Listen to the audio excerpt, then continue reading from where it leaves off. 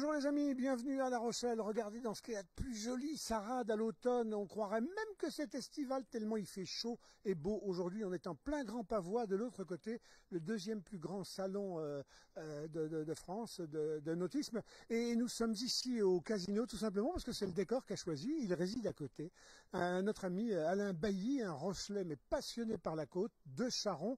La Belle de l'Aiguillon a ici le périmètre du casino Le Mail, où il habite désormais pour balayer ce qu'a été sa vie. Voilà. Et il a préparé une exposition en rassemblant des tas d'objets qui ont été significatifs de sa vie, des peintures, des lieux qu'il a un peu parcourus, de Charon jusqu'au Mail. C'est Alain Bailly. Je vous propose de profiter du montage de l'exposition pour pouvoir entrer dans les coulisses avant même que ce soit ouvert au public pendant 2 jours. Alain Bailly, bonjour.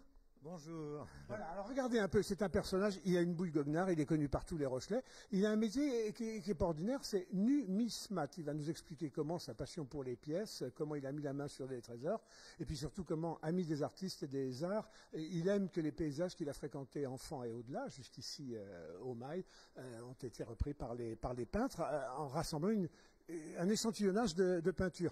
Il y a des collections à vous, des peintres qui ont peint de Charon, Hénan, de Marcilly jusqu'ici, et puis il y a des copains qui vous ont prêté des choses. Exactement, c'est ça. Bon, alors dites donc, on avait mis cette image-là en une, parce qu'elle est spectaculaire. Quand on dit j'habite au Mail à La Rochelle, tout le monde dit quelle consécration, c'est l'image d'Épinal. Une reproduction, oui, ouais. Une reproduction. Mais pour vous, tout... C'est un peu l'affiche qui indique justement l'exposition. Concernant les tableaux... Alors on va s'approcher, parce que pour vous, tout commence à Charon. Et donc là, vous avez fait une sélection de ce qui correspond le plus à ce à quoi vous avez été sensible. Par exemple, celui-ci. Alors, je préfère commencer par celui-ci. Ça, c'est le point de départ de ma collection de tableaux. Un jour, je vois cet objet sur Interenchères et je me dis, ça, c'est le corps de garde. C'est l'endroit de ma petite enfance. Et donc, c'est les bateaux comme on avait un, mon grand-père, Tonton Louis, qu'on appelle Tonton Louis en fait. Et j'ai essayé de joindre le vendeur pour négocier un petit peu le tableau. Je n'y suis pas arrivé. Il a disparu. Et franchement, je m'en suis voulu d'avoir loupé quelque chose qui était essentiel pour moi. Et je l'ai retrouvé sur le Bon Coin. Et j'ai retrouvé le vendeur. Et l'affaire s'est faite. Et c'est le point de départ de ma collection. Et après, j'ai complété au fur et à mesure des opportunités. Ça, c'est le corps de garde. Et l'autre tableau représente le pavé. Ça, c'est Christian Couillot, l'artiste. Et ça, je pensais que c'était aussi Christian Couillot. Mais en réalité, non, c'était son fils qui a fait ce tableau d'un style assez différent et vraiment postérieur. Grande qualité, les chiens font pas des chats. Le pavé, voilà, tout à fait. Alors, quand on descend, 1849-1902, on a celui-ci, comble. Après, là, on n'a pas bien localisé cet endroit, mais il était baptisé Retour de pêche à La Rochelle. Et je trouve que ce tableau m'a plu parce que c'est une espèce d'ambiance apaisée de gens qui reviennent de la mer tranquillement. Et par contre, je me suis rendu compte après, une fois qu'il était chez moi, que mon cadre, ma maison, au point de vue dimension, correspondait pas trop au tableau parce qu'il prend quand même beaucoup de place. C'est des bons souvenirs, c'est des souvenirs d'enfance, Alain Bailly, Charon. Absolument, c'est parce que ce sont mes grands-parents qui m'ont élevé, donc mon adolescence s'est passée à Charon. Ils étaient méticulteurs, ils étaient paysans des mers ou non? C'était des boucheleurs, oui. Oui, oui, oui. Vous avez souvenir d'être monté sur les bateaux et d'aller participer un peu aux travaux avec la famille? Je montais sur le traînard, parce que mon grand-père avait appelé son bateau le traînard, en fait. Le traînard, parce qu'il arrivait souvent après les autres, parce que les autres n'hésitaient pas à mettre le moteur pour revenir Et mon grand-père considérait que c'était une dépense inutile, qu'il fallait se laisser porter par le vent. Jusqu'au bout. Voilà. Et d'ailleurs, vous parlez du traînard. Il y avait des traîneaux d'ailleurs, quand la marée était complètement basse et qu'il fallait pour autant se déplacer sur les vases. Des traîneaux à vase. Ah non, c'était des acons.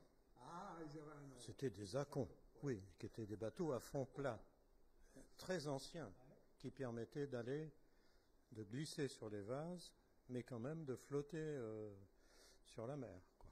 Vous vous êtes pas éloigné en choisissant La Rochelle. On va en reparler dans quelques instants. Celui-ci vous est cher parce qu'il renvoie à votre grand-père, je crois. Absolument, oui, oui, oui. C'est un bateau, donc un acon et un boucheleur qui pousse ce acon.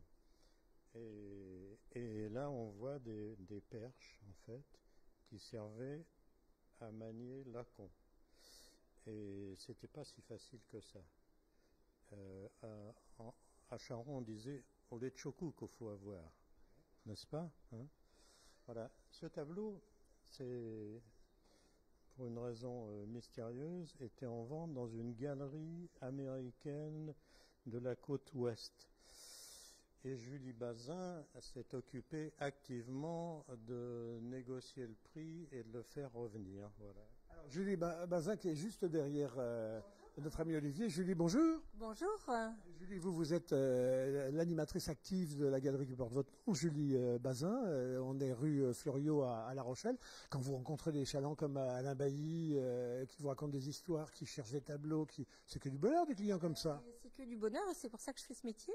Parce que voilà, les tableaux, c'est des histoires d'amour. C'est aussi par rapport à notre vie, c'est notre sensibilité. Donc, quand on peut trouver des œuvres qui sont en rapport avec la vie des gens, c'est juste du bonheur. Alors, il y en a 25 de rassemblés, quelques-uns de votre collection personnelle, Alain, et puis d'autres, des gens ont dit, ah bon, il faut aider Alain Bailly, il faut lui ramener des toiles, il y a un gars qui aime des peintures comme ça, allez, on fait converger, et ça a fonctionné. Voilà, on a été, dans 2-3 autres collections, je savais qu'il y avait des choses qui pouvaient compléter l'exposition, ouais. Donc voilà, on leur a fait appel, et puis avec grand plaisir, ils ont prêté les toiles. Hein. Ouais.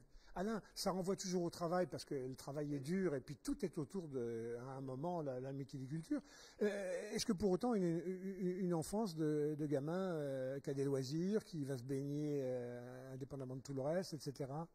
Absolument, oui. C'est quoi l'enfance d'Alain Bailly quand c'est pas d'aller à l'école bien sûr, mais d'aller courir les vases avec les parents pour bosser? Non, d'aller au corps de garde, d'aller au pavé, d'aller au pont du Bro aussi, ouais. Qui est un endroit intéressant pour les enfants parce que c'est un terrain de jeu excellent en fait. Les falaises, c'est aussi un terrain de jeu parce que quand vous redescendez vers La Rochelle, là progressivement, vous passez par Nantes, vous passez par Marcilly, il y a de la falaise, terrain de jeu aussi. Il y a des falaises des Nantes évidemment qui sont reproduites là, oui, voilà. Absolument, oui. Mais évidemment, il y avait une sorte de rivalité entre les villages, entre Charon et Nantes, par exemple. Et les Charonnais disaient volontiers à Nantes, au lait que des ramasseurs de cocoilles, hein, considérant qu'eux faisaient des moules excellentes et qu'à Nantes, c'était moins bien. En réalité, Charon, c'était la capitale de la moule, mais il n'y avait pas de moule à Charon. C'était dans la baie de l'Aiguillon, les Bouchots. Pourquoi vous prenez l'initiative de cette expo-là? C'est un moment, parce que vos copains vous demandent sans arrêt, mais t'es de Charon, on ne sait pas tout ça, raconte-nous tout ça, ou non, vous vous dites, tiens, moi, ça me permettrait de remettre de l'ordre dans ma tête, dans ma vie, que de refaire l'itinéraire. Oui, c'est une espèce d'hommage aux anciens qui ont fait des métiers très durs, hein, parce que les bouchons en hiver, c'était quand même pas une promenade, hein. Et je pense que c'est une période dont il faut garder le souvenir, valoriser, voilà un peu l'histoire. Alain. De plus, on avait des peintres régionalistes qui étaient très talentueux. Vous prévenez, on les retrouve aux États-Unis pour certains en cité. Absolument. Alors dites-moi, dans la vie, c'est pas le tout, mais il faut vivre, il faut travailler, il faut manger. Quand en plus on peut exercer une passion et en vivre, c'est bien. Vous, c'est les pièces à un moment, vous devenez numismate. Alors, on va se déplacer là un petit peu parce que vous avez, j'allais dire, des trésors.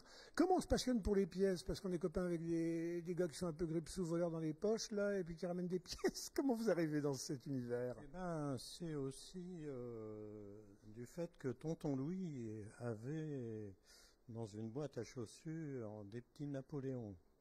Et quelquefois, il me les montrait.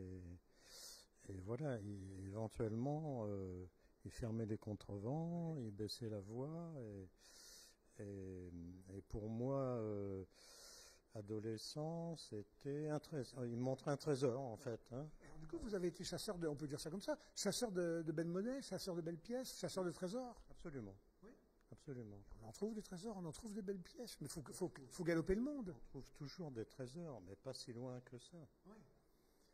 Ici, à La Rochelle, on a battu monnaie. Est-ce que, par exemple, quand on battait monnaie, on a sorti des pièces valeureuses, des choses qui valent? Exactement. La Rochelle, sur le plan numismatique, est très riche, en fait, hein, parce que les ateliers dans les différents emplacements ont frappé pendant très longtemps, depuis 1200 en tout cas. Hein. Je me déplace, je me permets de vous bousculer un petit peu parce que je vois là, il y a des grosses pièces. On pense que plus elle est grosse, plus elle est valeureuse. Ça, c'est plutôt des médailles. Hein. C'est plutôt des médailles, et des médailles qui ont trait justement aux régates, à La Rochelle. Mais si on parle des monnaies... On va avancer là parce que vous en avez une. Alors là, vous venez de nous raconter l'histoire de cette monnaie liée à l'histoire d'un chameau, mais pas un chameau du désert. Alors là, c'est quand même un itinéraire extraordinaire puisque les pièces que vous voyez ont été frappées par l'atelier monétaire qui était à l'emplacement de l'hôtel de la Monnaie et précédemment du génie militaire en fait. C'était tout ce quartier qui était l'atelier monétaire. C'était très important en surface et équipement. Et donc ces pièces sont datées de 1723. Elles sont en or? Elles sont en or, oui, et d'une teneur assez forte, plus de 900 millièmes. Et 1725, avec une lettre H qui signifie qu'elles ont été produites par l'atelier de La Rochelle. Chaque atelier avait une lettre, par exemple G, c'était Poitiers, H La Rochelle, I Limoges, etc. D'où elles viennent celles-ci là? Parce qu'elles ont un parcours, elles arrivent de loin, enfin elles arrivent de profond. Celles-là, elles ont été donc frappées par l'atelier monétaire, emmenées à Rochefort, chargées sur un bateau qui s'appelait le Chameau, qui devait partir pour les Amériques, pour le Canada, pour payer la solde des soldats qui étaient là-bas. Et malheureusement, arrivé près des côtes canadiennes, un orage épouvantable, le bateau sombre, aucun survivant, et reste assez profond pendant 240 ans. Qui garde la mémoire de l'endroit au point qu'un jour on y retourne et on atteigne le bateau? Après, l'épave est retrouvée, mais je ne sais pas trop dans quelles conditions. 250 ans après, qu'est-ce qu'on trouve au fond quand on ouvre les portes du bateau là, et les cales? Ben, on trouve, alors je ne sais pas trop ce qu'on trouve, parce que je n'y étais pas. Mais en matière de pièces, on trouve des pièces en or qui sont intactes, mais par contre qui sont ternes par rapport à des pièces qui ne sont pas restées si longtemps sous l'eau. Et on trouve des pièces en argent qui, elles, pour lesquelles il y a eu un phénomène de corrosion, en fait. Hein. Ce trésor a été remonté. Il est passé en vente publique à New York. Je crois que c'est en 1971. Et après, il s'est progressivement dispersé. Hein. Donc, Sauf deux. Sauf... Et peut-être d'autres, mais enfin, ici, deux. Peut-être d'autres. De mon point de vue, il y a des pièces qui ont été vendues à New York, puis peut-être celles qui étaient dans les poches des plongeurs, on ne sait pas. On peut se poser quelques questions. Grande poche. Toujours est-il que je me souviens avoir vu des blocs de pièces en argent qui étaient agglomérés. Personne n'y prêtait attention à l'époque, mais c'était vraiment un document monétaire intéressant. Alors, est-ce qu'on peut dire qu'aujourd'hui, on sait repérer, on sait identifier, on sait peut-être pas les atteindre, s'il y a des galions encore qui sommeillent au fond avec dans le ventre des pièces d'or? Il y a toujours des choses à trouver. Absolument. Oui, oui. Alors, c'est quand même un itinéraire extraordinaire parce que frapper rue de la Monnaie pour revenir au casino, Après s'être allé baigner 250 ans dans les eaux du large, c'est ça. une belle histoire. Alors, vous arrivez dans votre itinéraire de collectionneur impulsif à La Rochelle, autour de votre activité. Et moi, je me souviens vous avoir vu. Venez, on va passer par ici. Rejoignez-moi. Me souviens vous avoir vu recevoir des clients, des visiteurs, dans cette petite cour là où vous avez résidé un temps. Les gens ne la connaissent pas et pourtant ils connaissent l'endroit. On est exactement sur le quai du Perret, là où il y a tous les bistrots qui donnent sur le Vieux-Port, mais sur la partie arrière. Derrière les immeubles, vous avez des cours, enfin au moins une cour comme celle-ci. Voilà, à côté c'était la Marine. On est au 36 quai du Perret et effectivement on a exercé notre activité et fait quelques expositions. C'est ce dont vous vous souvenez, dans cet endroit-là. Et il y a toujours, je pense, quelques expos là. Alors c'est une cour qui est classée, je le dis pour les amis qui disent ah bon mais on peut pas rentrer. Si vous avez à côté du bar La Marine le panneau monument historique et il y a des conditions d'accès, vous lisez, vous regardez et vous pouvez, c'est un lieu superbe. Et puis vous finissez, c'est pour finir, au Mail en tout cas, vous êtes au Mail à La Rochelle, l'allée aristocratique s'il en faut, à côté du casino. Et ici c'était grosse activité des bains de mer au moment, enfin avant les congés payés et puis après les congés payés. Je propose qu'on rejoigne en terrasse, Alain, venez avec nous, qu'on rejoigne Jean-Louis Jamais. Jean-Louis, bonjour, Maë. Jean-Louis Maë, bonjour Jean-Louis. Bonjour Denis. Bon, dites, c'est le vent du large qui me remplit d'ivresse. À un moment, le développement de La Rochelle, on dit ça y est, ça va passer par là, le tourisme, les trains à vapeur qui arrivent, qui amènent les Parisiens ici. Et puis c'est toute la zone où la ville décide d'organiser des bains.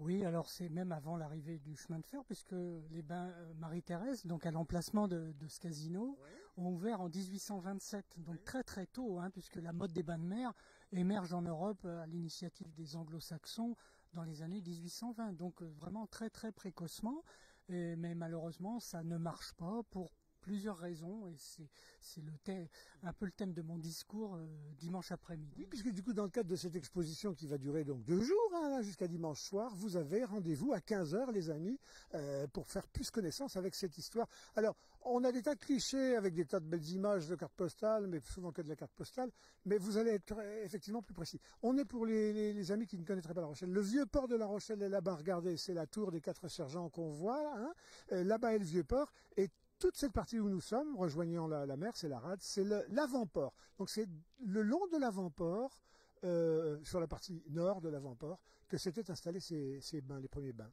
Oui, alors tout d'abord les bains Marie-Thérèse, donc en 1827, mais après il y a eu d'autres établissements de bains, les bains Jaguenot, ce qu'on appelle la Villa Richelieu, la Villa Rose, un peu plus haut, juste après le Mail, sur la rue... j'ai perdu le nom.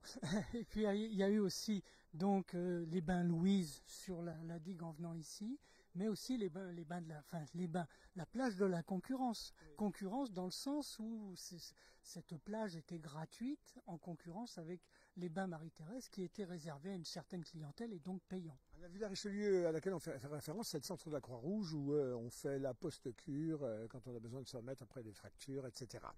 Alors ça c'est autre chose, mais j'en parlerai dimanche.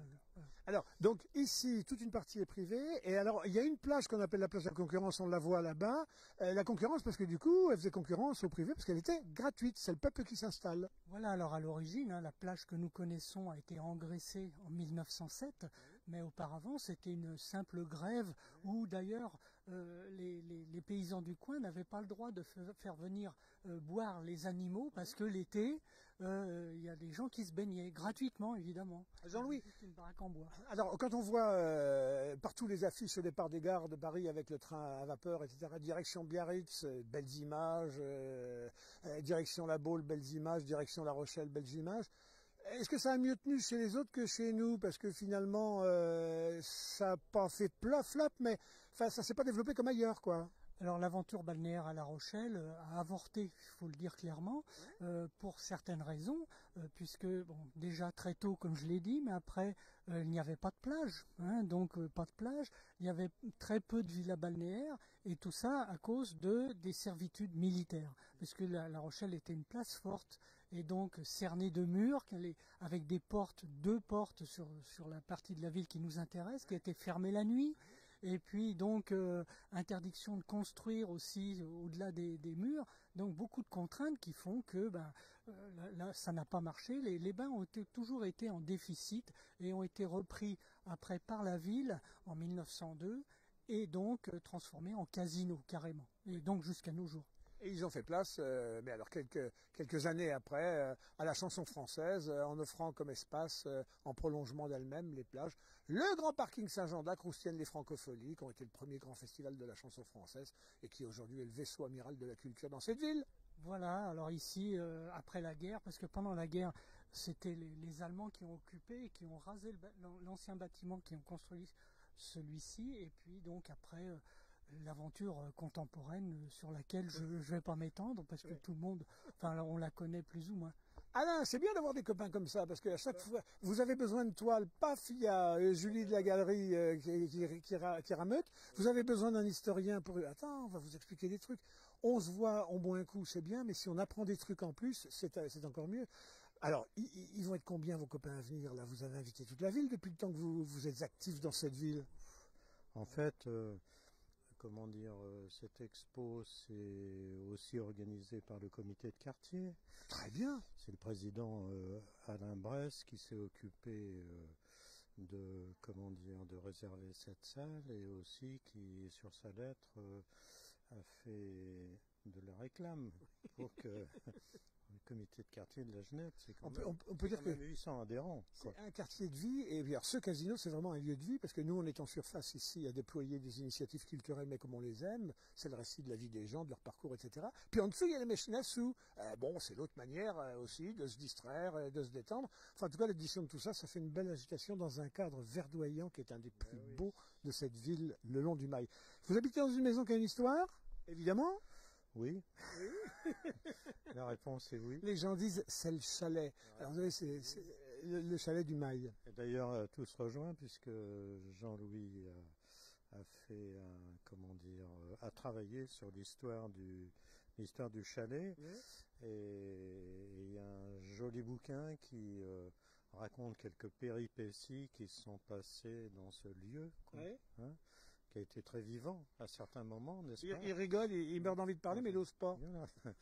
Il y a quelques meubles qui sont passés par la fenêtre, paraît-il, et quelques scènes de ménage mémorables. Vous nous livrez tout ça quand, alors ces secrets-là? Ça c'est pas prévu pour dimanche, mais je l'ai déjà raconté, peut-être qu'une autre fois, si vous êtes sage.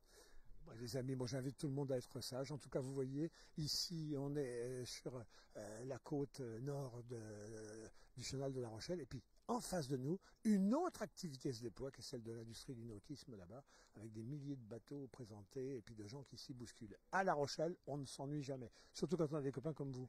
On va boire un coup? Merci beaucoup. Oui, c'est une très bonne idée. C'est lui qui a choisi le titre, hein, Itinéraire d'un collectionneur impulsif. Il y en a d'autres qui disaient compulsif, mais enfin, sif. Un ou con, à la fois. Bon, merci les amis en tout cas de votre intérêt, de votre attention. Passez un très très bon week-end, et puis vous aussi, n'hésitez pas à parler aux gens, laissez-vous porter par le flux, et puis vous allez voir, vous arrivez plein de trucs. Et merci Denis. Ah bah, tiens, un vrai bonheur partagé. À bientôt les amis. Merci Olivier, au cadrage.